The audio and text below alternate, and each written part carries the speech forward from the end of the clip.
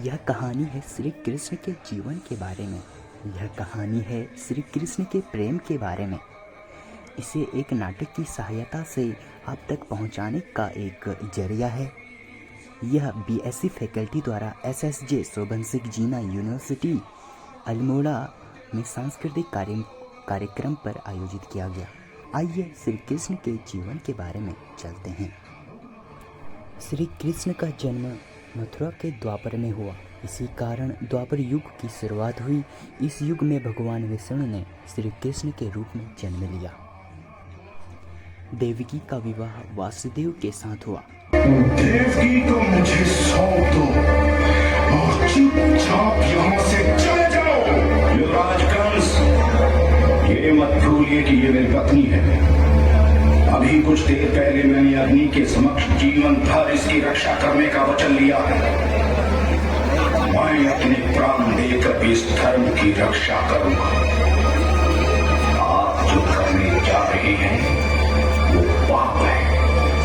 परंतु इसकी संतान, क्या तुमने आकाशवाणी नहीं सुनी? सुनी है, इसीलिए कह रहा हूं। आकाशवाणी के अनुसार आपको देवकी से तो कोई भय नहीं है। अब रही इसकी 8वीं संतान, तो मैं आपको वचन देता हूं कि 8वीं संतान तो क्या, प्रत्येक संतान को जन्म लेते ही मैं स्वयं आपको सौंप दूंगा। बस और कारागार में डाल दो। देख लूंगा अब कहां बचता है मेरे जाल से। खींच लाऊंगा पकड़कर आकाश से, पाताल से। कौन किसका? मैं स्वयं काल का वंश हूं। शत्रुओं का ध्वंसहारी कंस हूं।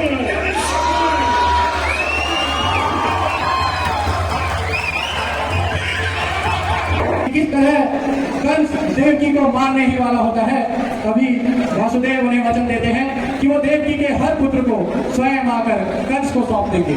अब अगले सीन में आप लोग देखेंगे कि किस तरह कारागार में कंस से किसी भी तरह बचकर जो कंस का काल है वो निकल जाता है। देखिए,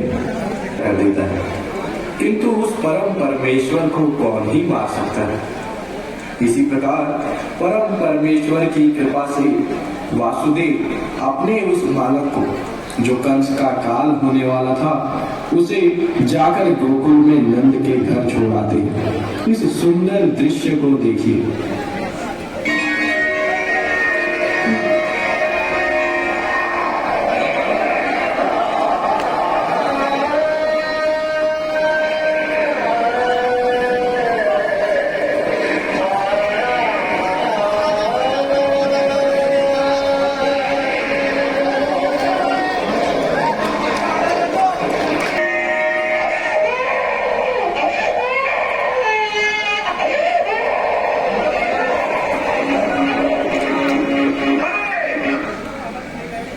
आप लोग देखेंगे गोकुल में किस तरह से कृष्ण गोपियों को परेशान किए रहते हैं, उनका सारा माखन खा जाते हैं।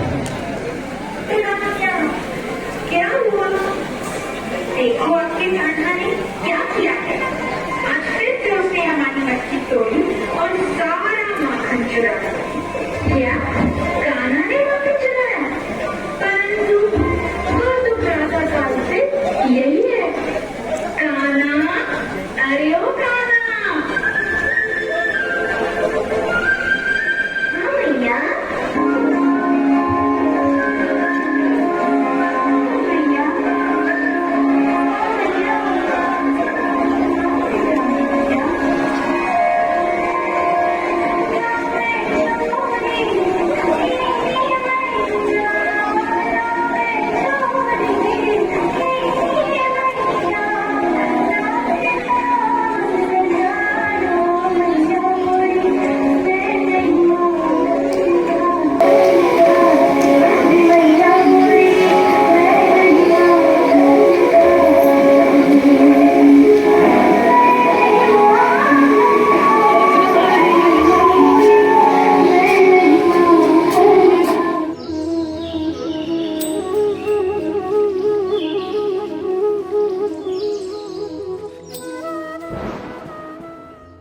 जब गोपियाँ और उनकी सहेली नदी के किनारे आकर जल भर रही होती है, तभी अचानक श्री कृष्ण और उनके साथी आकर मटके को तोड़ देते हैं।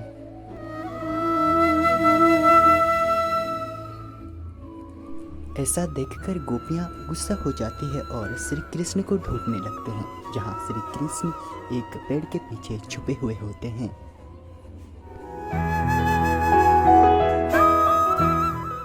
कृष्ण की लीला दिखाई जा रही हो और उसमें रास लीला ना हो, ऐसा तो हो नहीं सकता। अब आप देखेंगे श्री कृष्ण की गोपियों संग रास लीला।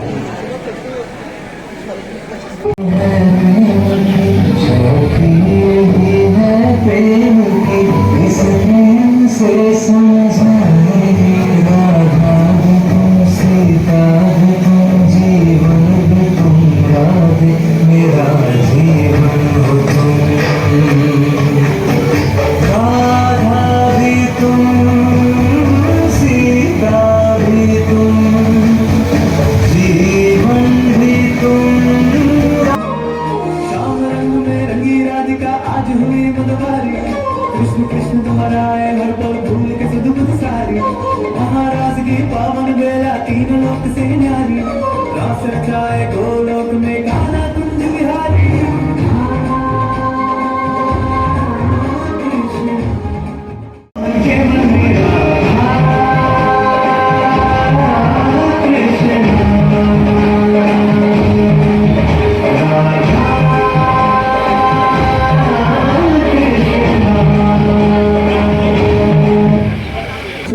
काफी अच्छा लगा होगा। और अब अगले भाग में आप देखेंगे कि किस तरह जब श्री कृष्ण को मथुरा के लिए जाना होता है तो पीड़ा के साथ राधा व्याकुल हो उठती है।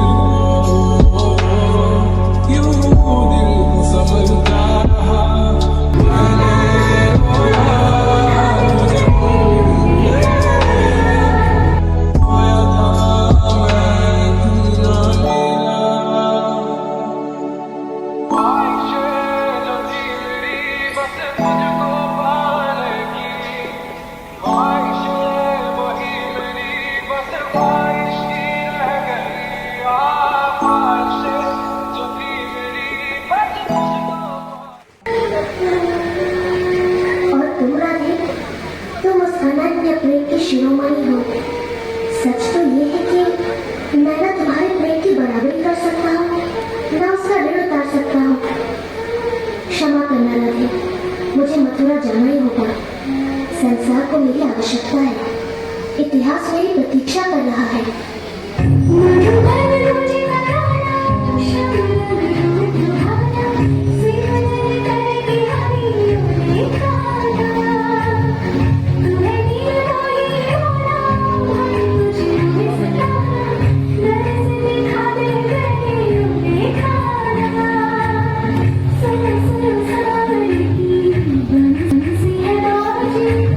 मथुरा में कंस का वध करने एक अगले कार्य के लिए प्रस्थान करते थे। आप सभी को पता होगा कि अभी कंस वध के बाद एक कार्य और बाकी है। जो कार्य बाकी है वो है संसार में धर्म की स्थापना करना। और धर्म की स्थापना करने के लिए श्री कृष्ण महाभारत युग में अपने चरण रखते हैं। महाभारत के युद्ध को लेकर दुर्योधन व अर्जुन श्री कृष्ण से मिलने पहुंचे। श्री कृष्ण ने आंखें खोली तो उन्होंने सबसे पहले अर्जुन को देखा, क्योंकि वह श्री कृष्ण के पैरों के पास बैठा था। दुर्योधन पर श्री कृष्ण की नजर नहीं पड़ी, क्योंकि वह श्री कृष्ण के पास खड़ा था। अर्जुन ने श्री कृष्ण से कहा कि वासुदेव, मैं आपसे युद्ध के लिए मदद मांगने आया हूँ। आप इस युद्ध में हमारा साथ दे वासुदेव। हम आपको और आपकी सेना को मांगने आ रहे हैं। तो उनका बोला, तुम क्या चाहते हो? मैं तो केवल यह चाहता हूँ कि इस धर्म आप धर्म का साथ दें और मेरी ये नारायणी सेना एक साथ नहीं होगी। एक और होगी मेरी समस्त नारायणी सेना, जिसका एक एक सैनिक एक महारथी के समान है। और एक और होगा मैं, निहत्था निशस्त्र वासुदेव कृष्ण। मांगेगा तुम क्या मांगोगे? किंतु पहले मैं आएगा वासुदेव। माता दुर्योधन, आप जब इस कक्ष में पधारे कि अर्जुन बड़ी दुविधा में पड़ जाता है जब उसके सामने अपनों की ही सेना होती है। और श्री कृष्ण उसे समझाने की कोशिश करते हैं कि उसे धर्म की स्थापना का कार्य अभी पूर्ण करना है। ये बात आप सभी के सम्मुख प्रस्तुत है। अब युद्ध करो। शत्रु भाव का धर्म की स्थापना का कार्य मैंने तुम्हें सौंपा है बात, अपने शत्रु भाव का युद्ध बात, क्योंकि तुम अभी भी इन मोह के बंधनों से बंधे हुए। देखो इस सेना में, देखो कौन खड़ा है सामने, किससे मोह करते हो बात, किससे किसी पर भी आंख बंद करके भरोसा मत करना।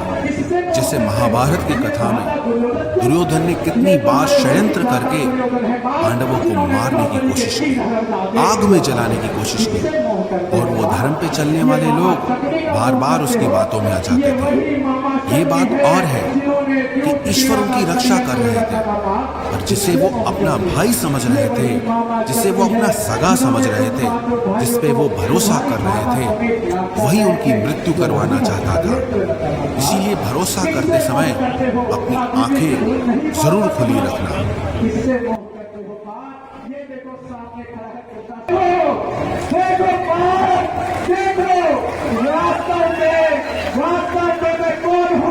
ये कोई नहीं जानता बात, ये तो तुम भी नहीं जानते कि वास्तव में मैं कौन हूँ। मैं ना यदुवंशी हूँ, मैं ना देव की पुत्र हूँ, मैं ना वासुदेव पुत्र हूँ। स्थापना करो बात, तथास्तु।